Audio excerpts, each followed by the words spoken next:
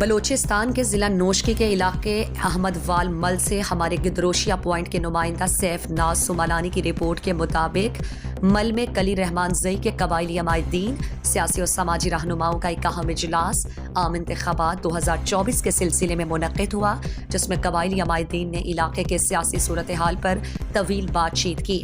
اجلاس میں اتفاق رائے سے عام انتخابات 2024 کے لیے مل کے قبائلی شخصیت ڈسٹرکٹ کونسل ممبر حاجی میر محمد مراد بادینی کو اختیار دیا گیا۔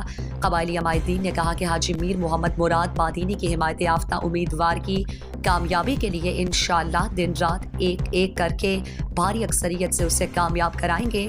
اس موقع پر مل کے قبائلی شخصیت ڈسٹرکٹ کونسل ممبر حاجی میر محمد مراد بود بادینی نے گدروشیا پوائنٹ سے بات چیت کرتے ہوئے کہا کہ علاقے کے بنیادی مسائل کا حل ہمارے فرائض میں شامل ہے۔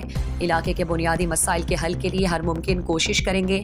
آنے والے عام انتخابات میں ہمارے حمایت یافتہ امیدوار کی کامیابی کے بعد انشاءاللہ علاقے میں ترقیاتی منصوبوں کا جال بچھا دیں گے۔